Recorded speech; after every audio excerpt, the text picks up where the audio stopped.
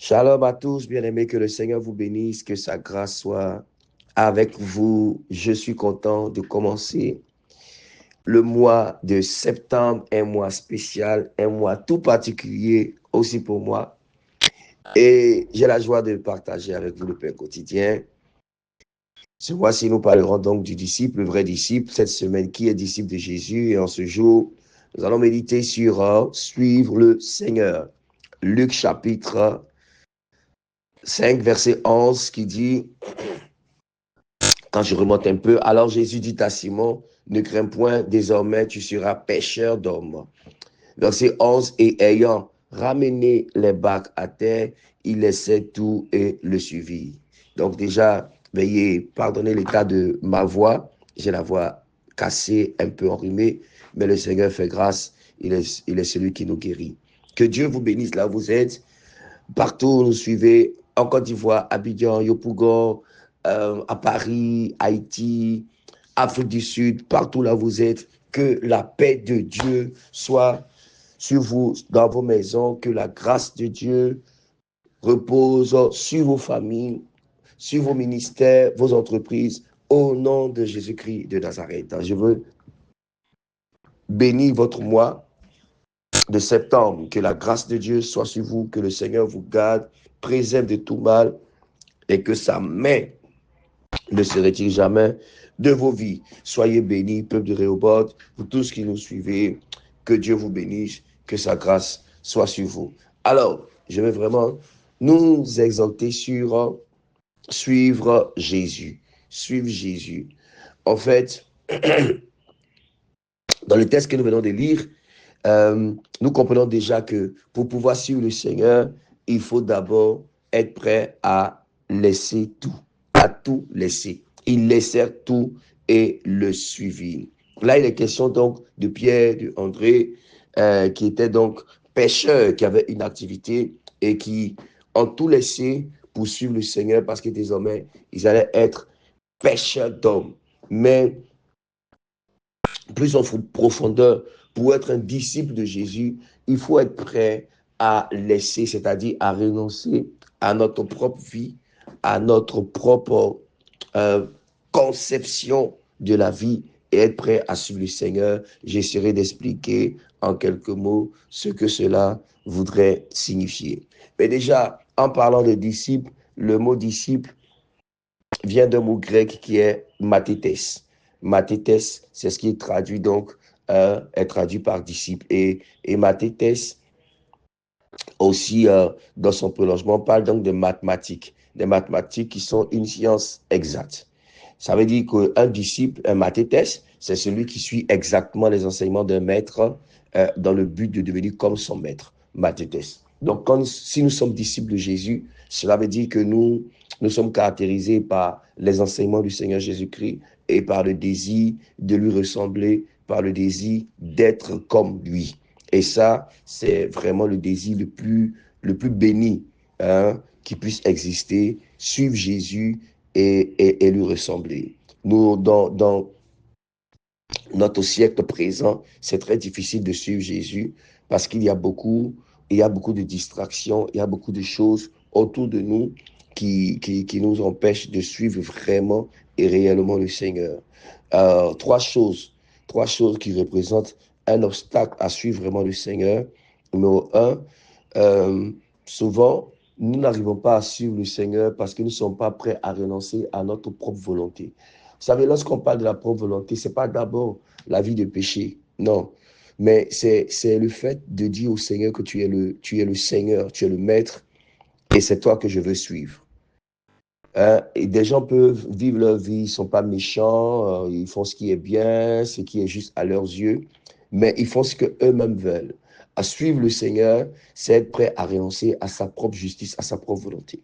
Cela est très important. Dans le cas d'espèces, ils étaient pêcheurs et puis ils venaient juste même de faire une pêche miraculeuse. Ça veut dire que le chiffre d'affaires allait monter et tout ça.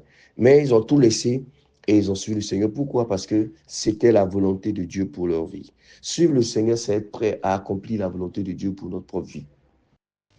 Cela est très important. Vous voyez, cela est très important. quel que soit ce que cela va nous coûter. Donc, le premier obstacle parfois, c'est que il est difficile pour nous de laisser la volonté du Seigneur s'établir et prendre le dessus sur notre propre volonté. Le deuxième obstacle, c'est que parfois, on veut tout comprendre, tout maîtriser avant de suivre le Seigneur. Mais parfois, le Seigneur nous conduira sur des chemins où nous ne comprenons pas. Hein. Nous ne comprenons pas tout, nous ne savons pas trop ce qui se passe, mais par la foi, nous suivons le Seigneur. Ça veut dire que nous avons confiance en Dieu. Quand le Seigneur nous indique une direction, un chemin, il ne dit pas que nous allons tout comprendre, nous allons tout savoir. Et en général, il ne nous dit pas tout, parce que nous devons marcher par la foi. La Bible dit dans le psaume 119, verset 105, que ta parole est une lampe à mes pieds et une lumière sur mon sentier. Vous voyez, la parole du Seigneur est une lampe. Ça veut dire qu'elle éclaire le prochain pas. Le prochain pas. Et quand nous marchons avec le Seigneur, quand nous suivons le Seigneur, pas à pas, à chaque fois que nous posons un pas de foi, le Seigneur nous éclaire par sa parole, sa lampe nous éclaire. Donc parfois, nous n'allons pas toujours tout comprendre, mais nous devons faire confiance au Seigneur et le suivre. Le troisième obstacle parfois, c'est que nous voulons faire comme les autres. Nous voulons ressembler aux autres, mais la destinée des autres n'est pas notre destinée. La volonté de Dieu pour les autres n'est pas la volonté de Dieu pour nous. Vous voyez, et c'est très important. Donc, il ne faut pas chercher à faire forcément comme les autres. Bon, il y a quelqu'un peut-être qui vit comme il veut, et puis les choses semblent aller pour lui. Moi aussi, je peux faire comme ça. Non. Quelqu'un vit, par exemple, dans le péché, et puis bon, rien ne lui arrive, donc moi aussi, je peux le faire. Non. Ou bien, ben, lui, il va à l'église, mais bon, voilà, il accorde très peu de temps au Seigneur, mais quand même, ça va chez lui. Mais non, nous devons suivre le Seigneur par rapport à sa pensée pour nous et ne pas faire comme les autres. Donc, il nous faut dépasser ces obstacles-là et vraiment suivre le Seigneur. Faire confiance à Dieu, même si nous ne comprenons pas tout, suivre le Seigneur, ne pas chercher à imiter les autres et surtout laisser la volonté de Dieu s'imposer sur notre volonté. Jésus n'est pas seulement notre sauveur, il est aussi notre Seigneur. Mais c'est une bénédiction que de suivre le Seigneur. C'est une grâce importante. Je vous dis trois choses également, trois bénédictions pour suivre vraiment le Seigneur, qui nous encouragent à suivre le Seigneur.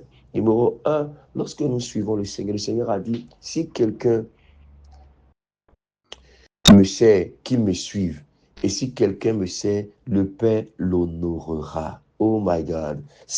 En fait, servir Dieu, c'est suivre le Seigneur. Servir Dieu, c'est pas faire des activités spirituelles, c'est pas simplement venir à l'église, mais c'est suivre le Seigneur. Selon le Saint-Esprit qui nous a été donné, parce que la Bible dit que ceux qui sont fils de Dieu sont conduits par le Saint-Esprit. Donc, servir Dieu, c'est suivre le Seigneur en fait. Donc, si vous faites beaucoup d'activités que vous n'êtes pas en train de suivre le Seigneur, vous n'êtes pas en train de le servir. Donc, servir Dieu, c'est suivre le Seigneur. Et c'est très important. La première bénédiction à suivre le Seigneur, c'est que Dieu nous honorera. Celui qui suit le Seigneur sera honoré par le Père. Oh my God, quelle grâce. Être honoré par Dieu, être béni de Dieu, recevoir la grâce et la faveur de Dieu, être honoré par Dieu. Alors, c'est très important, trois choses importantes. Premièrement, quand nous suivons le Seigneur, nous sommes en train d'affermir notre salut. Nous affermissons notre salut. Ça veut dire que dans le siècle à venir, nous serons avec le Seigneur. Nous serons tout le temps avec le Seigneur. Jésus a dit, je vais vous préparer une place et quand j'aurai fini, je viendrai vous chercher afin que là où je suis, vous y soyez aussi. C'est celui qui suit le Seigneur qui sera avec le Seigneur éternellement. Celui qui n'a pas suivi le Seigneur sur la terre ne sera pas avec le Seigneur dans le ciel, dans le royaume de Dieu. Donc la première bénédiction, c'est que suivre le Seigneur nous affermit dans notre salut et nous garantit une place avec le Seigneur dans la gloire, dans la félicité et éternellement. Tous ceux qui suivront le Seigneur seront avec le Seigneur éternellement. Numéro 2, suivre le Seigneur nous épargne de beaucoup de dangers sur cette terre. Nous épargne des pièges du diable. Suivre le Seigneur nous donne de marcher sur un sentier de grâce, de protection, de justice et de bénédiction. Cela est très important parce que la véritable sécurité, c'est de rester sur le chemin du Seigneur. Si nous nous écartons du chemin du Seigneur, nous nous privons de la grâce de Dieu et nous sommes à la merci de l'ennemi.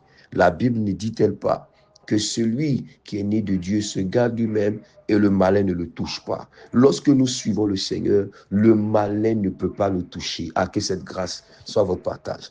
Et la troisième bénédiction, quand nous suivons le Seigneur, nous progressons spirituellement. Nous grandissons spirituellement.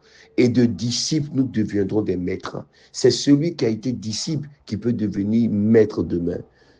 Et alors nous sommes vraiment des sources de bénédiction. Nous devenons des personnes que Dieu utilise pour pouvoir établir son règne sur la terre, pour pouvoir bénir des vies, bénir des familles, parce que nous avons suivi le Seigneur. Donc, il y a tellement de bénédictions à suivre le Seigneur. Je vous donne 3. Numéro 1, affermir notre salut. Numéro 2, être préservé du malin, garder du malin. Numéro 3, progresser spirituellement et devenir une source de bénédiction, devenir un maître. Alors, que la grâce de Dieu soit sur vous. Je prie que ce matin, que Dieu vous bénisse.